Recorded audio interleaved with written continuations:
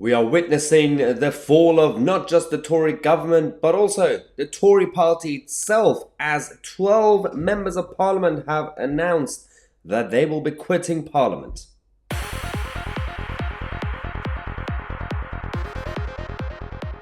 Welcome back to the show, everybody. And after usually a period of time, after a few terms in parliament, we normally get a big change of faces. Usually, it's the older members of parliament who announce their retirements, and then you make way for the new, fresh, young faces. But this time, the Tories are seeing a new problem.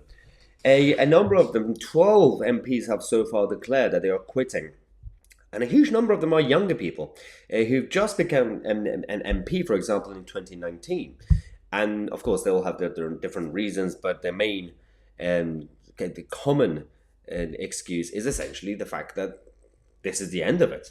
This is the end of the era of Tory rule, as the leftists would say. But actually, this could make the Labour Party excited, but not really, because if Reform UK and Nigel Farage and Richard Tice managed to organise something, plan something proper as a party, as a policy programme, and with good names behind it, then they could easily just attract all these people to their party and their supporters and their voters. So let's have a look at some of these names. We've got Mike Pennon, who was elected in 2005, so he is 65, and said that, well, I'm just going to be retiring. So that's fair enough. Nigel Adams as well, who's been a key figure in government, especially under Boris Johnson, was only elected in 2010. He has also said that I will be leaving Parliament. We have Crispin Blunt. He is one of the veterans of the Tory party, who has also said that this will be his last parliamentary term. Charles Walker, who fought against lockdowns and became quite popular among the rebels. He's also said that I haven't got the stomach for it anymore. Deanna Davidson, who was elected in 2019, she's only 29, and she said, I haven't had anything like a normal life for a 20-something.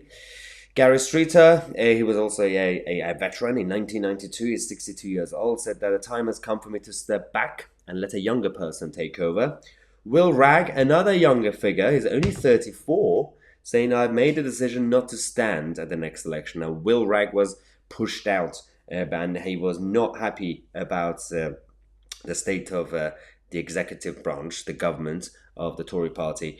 And he was also, he said that he was harassed by a number of the whips at the time, so he doesn't want to do it anymore. Adam Afria in Windsor, he's 57, he said that, with Brexit concluded, now is the right time for a new MP to represent his constituency. Chloe Smith is also only 40 years old, and she also wants to just have her family as priority. Andrew Percy is also only 45, and he said, I've done this for about 2 years, longer than I ever planned for. Chris Skidmore has also announced that I've decided that I do not wish to fight another constituency with an alternative seat, and especially with a very young family. Douglas Ross in Scotland, he's only 39, has said that he will not stand again at Westminster in order to focus on Holyrood as a member of the Scottish Parliament. So Douglas Ross is not going anywhere, really.